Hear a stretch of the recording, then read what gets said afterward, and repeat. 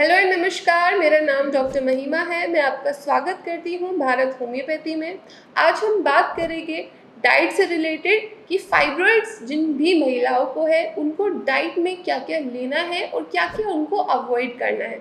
ऐसा क्या महिलाएं कर सकती है कि उनके जो फाइब्रॉइड्स है नेचुरली श्रिंक हो जाए। जी हाँ, नेचुरली वो छोटे हो जाए या फिर साइज में कम हो जाए या फिर ख़त्म ही हो जाए।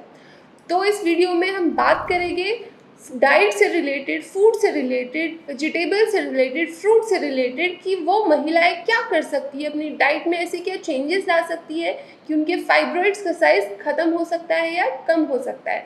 सबसे पहले मैं आपको बताना चाहूँगी जिन भी महिलाओं को फाइब्रॉइड्स है उन महिलाओं को अपनी डाइट से क्या क्या एलिमिनेट करना है, क्या क्या हटाना है।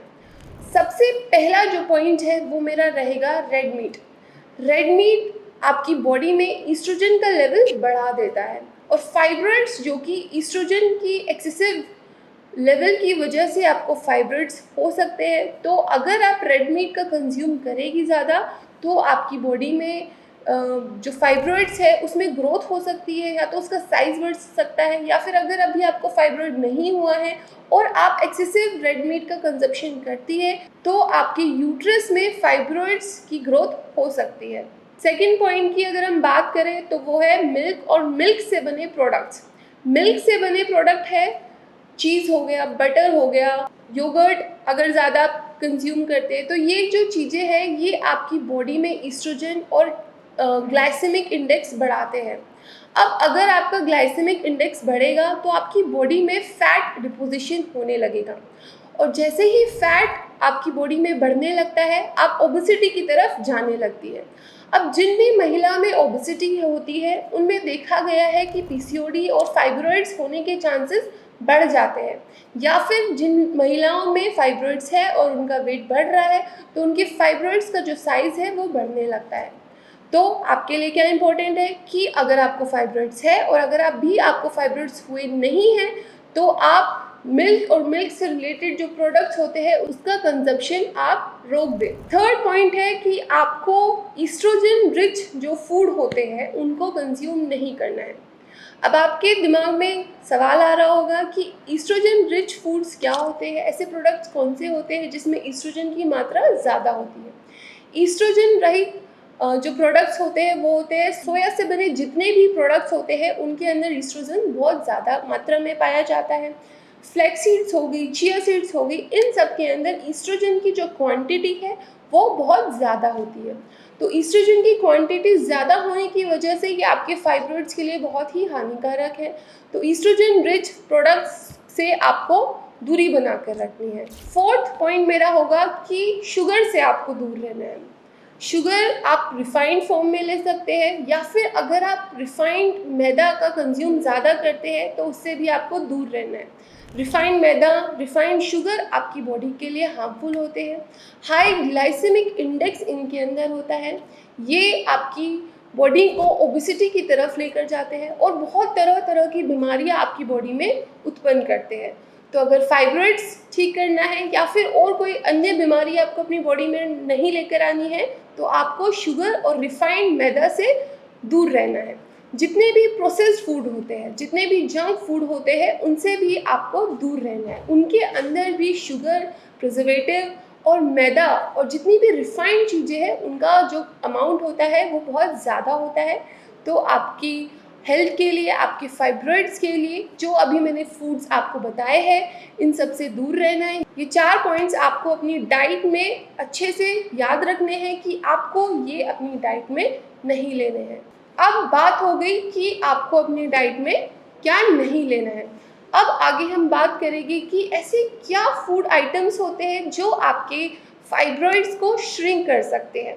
ऐसा ही पहला पॉइंट है कि अगर आप फाइबर्स की जो मात्रा है अपनी डाइट में बढ़ा देंगे तो आपके फाइब्रॉइड्स को बहुत ही आराम मिलेगा, उनका साइज छोटा होने में हेल्प मिलेगी। फाइबर्स जितना बॉडी में जाता है उतना ही जो आपका ग्लाइसेमिक इंडेक्स हाई जा रहा है वो कम होता जाता है और आपकी बॉडी से ओबेसिटी और फैट भी ख़त्म होता है और आपके जितने भी हार्मोन्स फ्लक्चुएट हो रहे हैं, बढ़ रहे हैं, ईस्ट्रोजन बढ़ रहा है या फिर आपकी बॉडी में अन्य प्रकार की हार्मोन्स की वजह से आपका फाइब्रॉइड्स हुआ है या कोई और बीमारी हुई है, उसमें भी आपको जो फाइबर्स होते हैं वो हेल्पफुल रहते हैं। अब आपके दिमाग में क्वेश्चन आएगा कि फाइबर्स हमें कहाँ मिलेंगे? फाइबर्स आपको मिलेंगे फ्रूट से। फ्रूट्स में आपको एप्पल आप खा सकते हैं। एप्पल के अंदर होता है 5 टू 6 ग्राम फाइबर्स। तो अगर आप डेली एक एप्पल को कंज्यूम कर रही है तो आपको अच्छी मात्रा में फाइबर मिल रहा है और आपकी फाइब्रॉइड के लिए अच्छा है। दूसरा ऐसा ही फ्रूट है बनाना। बनाना के अंदर होता है 4 टू 5 ग्राम फाइबर्स। अगर आप एक्सरसाइज करने से पहले खाली पेट एक बनाना खाते हैं या फिर पूरे दिन में कभी भी एक बनाना खाते हैं तो आपको एक फुलनेस की फीलिंग आती है, जो आपको बार बार भूख लगती है, स्नैक खाने का मन करता है, जो कि छोटे मोटे स्नैक खाते रहते हैं, जंक फूड खाते रहते हैं, उससे भी आप बच सकती हैं। तो बनाना एक ऑल्टरनेटिव आपके लिए मिल सकता है कि आप स्नैक को हटा दीजिए और बनाना खाइए। बनाना से आपको फाइबर भी मिलेगा, मन कर रहा है स्नैक खाने का, जो आपका मन कर रहा है वो भी आपका कम हो जाएगा। अब आगे बात करते हैं कि कौन सी वेजिटेबल्स आप खा सकते हैं। वेजिटेबल्स में आप लेमन जूस ले सकते हो। लेमन जूस हेल्प करेगा कि लेमन के अंदर एक प्रॉपर्टी होती है, एंटीऑक्सीडेंट प्रॉपर्टीज़ होती है। तो जितनी भी एंटीऑक्सीडेंट प्रॉपर्टीज़ युक्त प्रोडक्ट्स होते हैं वो हेल्पफुल होते हैं आपकी यूट्रस के लिए, आपके फाइब्रॉइड्स के लिए और आपकी मसल्स के लिए और आपकी पूरी बॉडी के लिए, क्योंकि एंटीऑक्सीडेंट्स आपकी बॉडी में फ्री रेडिकल्स को हटाते हैं और आपकी बॉडी से जो एक्स्ट्रा और ख़राब चीज़ें हैं उसको एक्सक्रीट आउट करने में हेल्प करते हैं। सेकंड है कि आप बीट रूट ले सकते हैं। अब आप बीट रूट किसी भी फॉर्म में ले सकते हो। बीट रूट का जूस आप पी सकते हो या फिर सैलेड की फॉर्म में बीट रूट का आप कंज्यूम कर सकते हो। थर्ड है कि आप जिंजर यूज़ कर सकते हो। जिंजर के अंदर होते हैं एंटी इन्फ्लेमेटरी प्रॉपर्टीज़। अब जिस भी फूड के अंदर एंटी इन्फ्लेमेटरी प्रॉपर्टीज़ होती है वो आपकी बॉडी में कहीं भी अगर इन्फ्लेमेशन हुई है उसको ख़त्म करता है। और फाइब्रॉइड भी एक सूजन होती है, गांठ होती है, एक रसोली होती है, तो वो एंटी इन्फ्लेमेटरी प्रॉपर्टीज़ अगर आपकी बॉडी में जाएगी तो आपकी बॉडी के लिए अच्छा होगा। और जितनी भी ग्रीन लीफी वेजिटेबल्स होती है वो भी आपकी बॉडी के लिए बहुत हेल्पफुल होती है। हाई ग्लाइसेमिक इंडेक्स को कम करने के लिए आप ग्रीन लीफी वेजिटेबल्स का यूज़ कर सकते हो। नेक्स्ट है कि आप ब्रोकली खा सकते हो। ब्रोकली के अंदर होती है high antioxidant properties, anti inflammatory properties. तो आपके फाइब्रॉइड्स के लिए ये एंटीऑक्सीडेंट्स और एंटी इन्फ्लेमेटरी प्रॉपर्टीज़ बहुत ही ज़्यादा हेल्पफुल है। अब लास्ट में मैं आपको एक टिप देना चाहूँगी। वो टिप मेरी आपके लिए ये होगी कि अगर आप अल्कोहल कंज्यूम करती है, अगर आप स्मोकिंग करती है, अगर आपका लाइफस्टाइल ऐसा है कि बहुत स्ट्रेस में रहती है या फिर एक्सरसाइज बिल्कुल नहीं करती है, तो आपको ये सब हटाना है अपनी लाइफस्टाइल से और एक हेल्दी लाइफस्टाइल को अडॉप्ट करना है, जिससे आपके फाइब्रॉइड्स श्रिंक हो सकेंगे और आप ओवरऑल इन जनरल भी हेल्दी हो पाएंगे। आई होप आप मेरी जितनी भी एडवाइस है उन सबको फॉलो करोगे और अपनी जो लाइफस्टाइल है उसमें हेल्दी चीज़ों का, अच्छी चीज़ों को लेकर आओगे। Thank you.